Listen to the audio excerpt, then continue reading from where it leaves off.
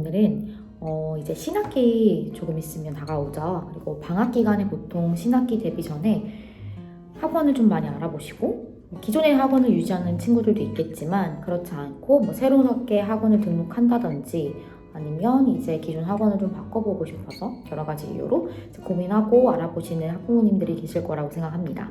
그래서 그런 분들께 이제 영어뿐만 아니라 이제 제가 오늘 말씀드리는 학원들은 교과 학원 위주, 영어나 수학이나 아니면 국어가 될 수도 있겠죠. 어쨌든 이렇게 교과 학원을 좀 상담을 받으러 가기 전에 어떤 부분을 체크하면 좋을지, 그리고 상담을 실제로 봤을 때 이 학원이 우리 아이랑 잘 맞는지, 괜찮은 학원인지를 알아보기 위해서 질문을 하면 좋을 몇 가지 이제 사항들을 정리를 해서 안내를 드리려고 합니다. 자, 우선은 상담 전에 기본적으로 체크해 주셔야 될 부분들이 있어요. 뭐냐면 이제 영어랑 수학, 그리고 국어도 요즘 그렇지만 프랜차이즈 학원들이 굉장히 많이 있잖아요. 근데 제가 말씀드리는 거는 프랜차이즈가 무조건 좋다, 혹은 프랜차이즈가 아닌 게 좋다, 이렇게 말씀드리는 게 아니에요. 이분법적으로 말씀드리는 건 아니고, 이제 반드시 꼭 체크를 하셔야 되는 게, 내가 조금 좋다라고 소문을 들은 학원이 있거나, 아니면 우리 아이 친구가 어디 다닌다더라, 그래서 엄마 여기 보내줘 했을 때 그 학원에 대한 기본 정보는 알고 계셔야 되는 거잖아요. 무작정 보낼 수 있는 건 아니잖아요. 그래서 검색을 먼저 해보셔야 될 게, 만약에 땡땡땡 수학학원, 땡땡땡 영어학원 이렇게 서칭을 하셨을 때 그 학원이 이제 브랜드인지 프랜차이즈가 있는 학원인지 아니면 개인적으로 이렇게 운영되는 학원인지를 먼저 알게 되시겠죠. 그랬을 때 프랜차이즈 경우를 먼저 말씀을 드리면, 프랜차이즈라고 해서 제가 이런 경우를 되게 많이 봤어요. 실제적으로 되게 이름이 있는, 나름 이제 전국적으로 되게 원이 많은 중형 혹은 대형급의 프랜차이즈 학원들이 있어요. 근데 거기 다닌다고 해서 모든 친구들 다 잘할 수 있는 건 아니잖아요. 왜냐하면 물론 아이에 따라 달라지기도 하지만 저는 이것도 되게 중요하다고 생각해요. 그 프랜차이즈를 받아왔을 때 내가 진짜 그 이름만 받아서 쓰는 학원들도 솔직히 그러면 안 되지만 있거든요.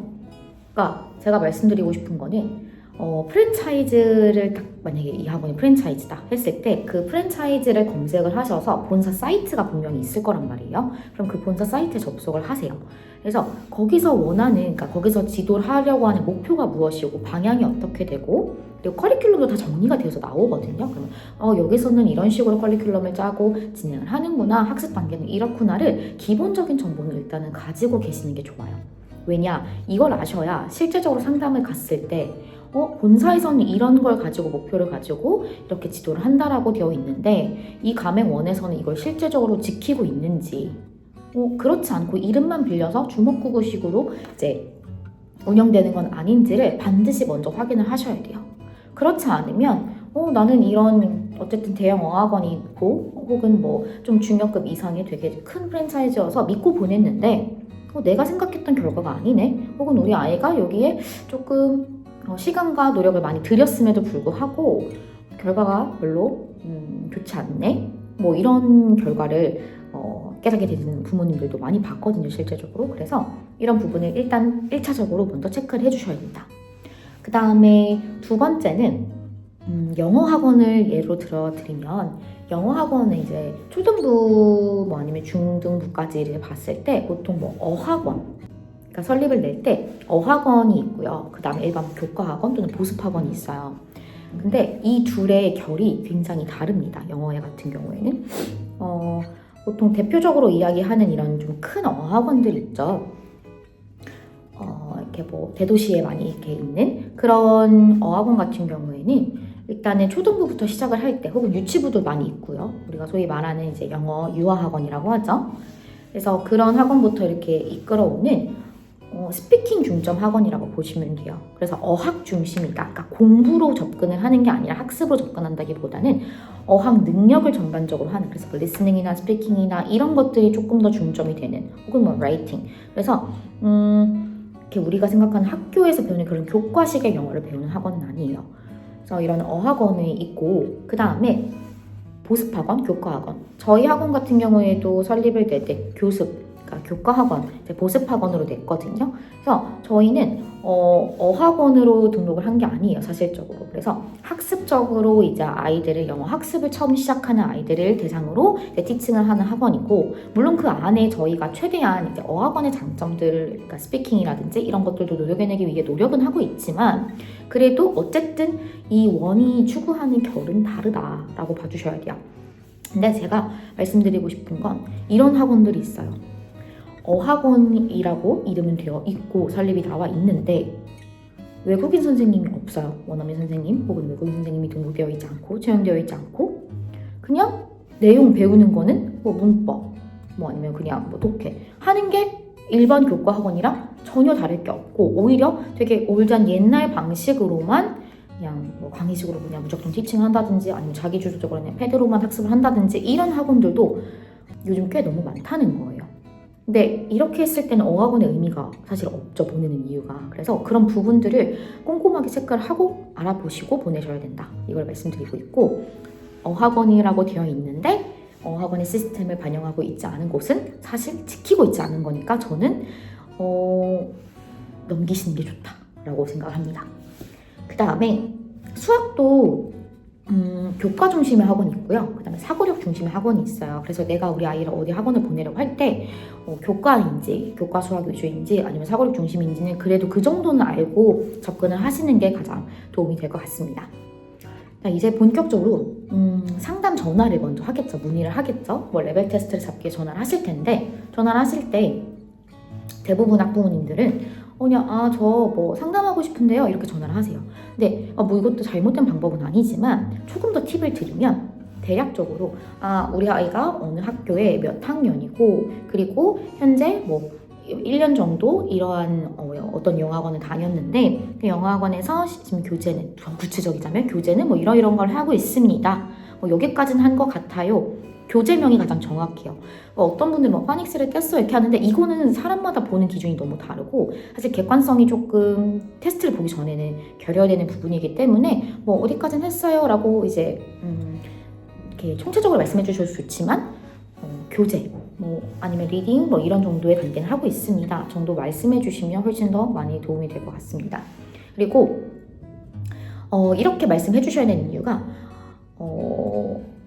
이렇게 상담을 전화를 받았을 때 그래야 어느 반이 지금 있고 어떤 테스트를 통해서 어떤 과정 우리가 좀 이 아이에 도움을 줄 수 있는지가 명확해질 수 있거든요. 그래서 구체적으로 최대한 이러이러한 아이인데 상담을 받고 싶습니다. 언제가 될까요? 라고 문의를 주시는 게 가장 정확하다라고 봐주시면 되고요. 그 다음엔 단어 시험이 이루어지는지, 영어학원의 이제 경우에 말씀드리는 거예요. 단어 시험이 이루어지는지도 한번 전화하실 때 문의해 보시면 좋을 것 같아요. 그러니까 생각보다 단어 시험을 초등 같은 경우 보지 않는 학원들도 많아요. 그러니까 무조건 저는 단어 시험을 봐야 된다 이렇게 말씀드리는 건 아니에요. 뭐 학원 프로그램 따라서 그냥 우리는 단어 시험을 따로 보진 않지만 뭐 과제로 낸다, 혹은 뭐 수업 시간 내에 이렇게 구조 테스트를 진행한다, 이런 학원들도 있을 수 있어요. 그게 나쁘다는 게 아니라요. 제가 말씀드리는 거는 개수는 중요하지 않아요. 그렇지만 항상 아이들이 이 단어를, 어휘를 배우고 그 부분을 좀 어휘량을 좀 늘려가고 확장시켜 나갈 수 있는 게 또 테스트가 그런 인지적 자극을 주기 때문에 굉장히 효과적이고 도움을 줄 수 있는 방법이란 말이에요. 근데 이런 거를 전혀 하지 않는 학원들도 있어요. 근데 이렇게 됐을 때는 우리 아이가 생각보다 어휘를 뭐 중등과정을 이제 넘어가야 되는데 어휘를 많이 모르고, 그동안 되게 오래 3, 4년 다녔는데 단어도 잘 모르고 뭐 문법도 당연히 잘 안 돼 있고 뭐 여러 가지의 문제들을 좀 겪을 수가 있으니까, 단어 시험은 어떤 식으로 보는지, 몇 개씩 보는지, 그리고 어떤 식으로 피드백이 나오는지를 조금 여쭤보시는 게 일단 첫 번째 도움이 될 것 같고요. 두 번째는 가장 중요한 부분이죠. 커리큘럼, 그리고 전반적인 학습 과정을 물어보시면 되는데, 뭐 커리큘럼이 어떻게 돼요? 이렇게 하면 되게 조금 추상적이고 너무 포괄적이잖아요. 그러니까 뭐 여기는 레벨별 수업으로 하나요? 아니면 학년별로 구성이 되나요? 정도를 먼저 여쭤봐 주시고, 그다음에 뭐 레벨별이다 라고 하면, 혹은 학년별이라고 하면 그 단계별로 학습 내용들이 있을 거잖아요. 예를 들어서 처음엔 저희는 뭐 파닉스를 진행을 하고요. 그래서 기초 리딩 진입 전에 기본기를 다집니다. 그다음에 뭐 리딩 나가고요. 리딩과 스피킹을 연계해 나가다가 뭐 어느 시점 정도 됐을 때, 어느 정도 단계 됐을 때 문법이 들어가고, 그다음에 또는 뭐 영어 장문이 들어가고, 뭐 각각의 학습 목표 단계들은 이렇게 됩니다를 말할 수 있는 학원이어야 시스템이 갖춰져 있다고 볼 수 있는 거예요. 그런 거 없이 그냥 뭐 학년별로 합니다.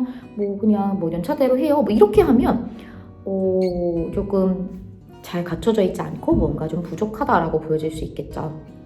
그다음에 세 번째는 학습 관리랑 이제 결석 시 보강 규정을 좀 확인해 보시는 게 좋은데요. 학습 관리 같은 경우에는 뭐 그냥 전화 상담을 하는 경우도 있고요. 아니면 저희 같은 경우 이제 월말 리포트를 기본적으로 드리고 있어요. 그래서 월말 리포트를 주는지, 월말 리포트를 만약에 준다고 하면 거기에 그냥 시험 결과만 나오는 게 아니라 테스트 결과만 나오는지, 아니면 그 한 달 동안 어떤 학습 전반적인 성취도나 아니면 뭐 선생님들의 개인적인 피드백, 개별 피드백이 있는지 이런 부분을 좀 여쭤봐 주시면 좋고, 그다음에 학습 상담을 하고 싶을 때는 뭐 전화 상담이나 뭐 문자 상담이나 대면 상담 어떤 방법으로 이루어지고 있는지, 이게 주기적인지 간헐적인지 이런 부분들도 한번 여쭤봐 주시는 게 참고사항으로 하기 좋을 것 같고요. 네, 그 다음에 결석시 보강 규정, 이거는 나중에 조금 미리 짚고 넘어가지 않으면 좀 분쟁의 소지가 있어서 제가 말씀을 드리는 거예요.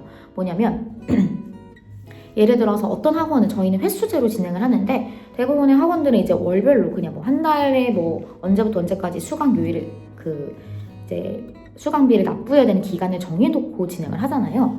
근데 이게 학원마다 보강 규정이라든지 뭐 환불 규정은 물론 교육청에서 내려와서 동일하게 진행이 되겠지만 그런 부분이 다를 수 있어요. 그래서 우리 아이가 결석을 하게 됐을 때 보강을 혹시 할 수 있는지, 보강 시스템이 없고 만약에 이렇게 그냥 차감만 되는 건지, 이런 부분들을 명확히 하셔야 나중에 학부모님과 학원 사이에 오해가 생기지 않을 수 있다, 또 서운한 부분들이 발생하지 않을 수 있다라고 이제 말씀을 드리고 싶습니다. 그다음 마지막으로는 이제 학습 시간과 정원이에요. 학습 시간은 뭐 이게 주 몇 회인지 뭐 이런 것도 있고, 한 번 갔을 때 몇 분 정도 수업을 하는지, 그리고 정원, 뭐 이게 뭐 12명인지 뭐 8명인지 4명인지 5명인지 6명인지 이렇게 정원들이 있을 거란 말이에요. 그런 부분들을 좀 꼼꼼하게 체크를 하고 계시는 게 명확하다라고 말씀드릴 수 있고요. 자, 그렇게 해서 괜찮은 학원을 찾았어요. 예약을 하시겠죠. 레벨 테스트. 레벨 테스트를 일단 보러 가세요. 보러 가셔서 이런 것들 보시는 거예요. 그냥 시험만 쭉 보고 끝나는지, 아니면 간단한 인터뷰라도 해서 이 아이의 특성을 어느 정도 성향을 파악을 간단하게나마 하고 부모님과 대화를 통해서 이 아이가 평소에 어떤 식으로 학습을 하고 이런 부분에 대한 선생님이 이해도가 있으신지를 보시는 게 가장 좋고요. 다음에 결과 이제 안내를 주시겠죠. 결과 설명을 듣고, 물론 결과도 중요하겠지만 그것보다도 그 방문을 하심으로써 전체적인 원 분위기를 볼 수 있고, 선생님을 직접 대면하면서 선생님의 스타일을 또 파악해 볼 수 있는 거고요. 이 부분을 충분히 고려하신 후에 우리 아이와 맞는지를 결정하셔서 추후에 내가 이 학원을 다닐지 안 다닐지를 결정하시는 게 저는 가장 바람직하고 현명하다고 봅니다. 좀 어떻게 보면 이렇게까지 뭐 깐깐하게 봐야 되나? 라고 생각하실 수 있는데, 실제 저도 아직 어리지만 저희 자녀한테 교육을 할 때 혹은 어떤 원을 알아볼 때 저는 이렇게 하고 있고요. 그리고 왜 이렇게까지 하냐면, 저는 이렇게 생각해요. 모든 것을 다 이렇게 하는 게 아니라 학원은 일단 한번 시작하면 어떤 과목이 됐든 저는 꾸준히 하는 게 좋다라고 생각을 해요. 근데 그걸 꾸준히 믿고 보내려면 학원과 학부모님 사이에 신뢰가 있어야 되겠죠. 근데 이 신뢰는 한순간에 형성되는 건 아니지만 그래도 대략적으로 내가 직접 가서 파악을 해야 가장 좀 몸소 느낄 수 있다고 봅니다.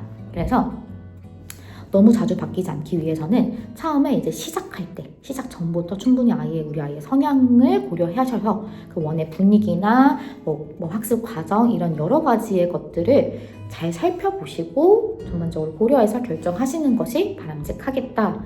그래서 이렇게 정리하면 상담 가기 전에 꼭 체크하셔야 할 부분, 그리고 전화 상담 예약 잡을 때 여쭤보시면 좋을 부분, 그리고 마지막 상담 후 레벨 테스트 하면서 상담 후에 이제 어떤 부분들을 좀 중점적으로 보고 결정하시면 좋을지를 제가 오늘 좀 말씀을 드렸어요. 말을 하다 보니까 또 말이 많아지고 길어졌네요. 그래서 어쨌든 이런 부분들을 제가 체크리스트로 정리를 해서 원하시는 분들에게는 공유해 드리도록 하겠습니다.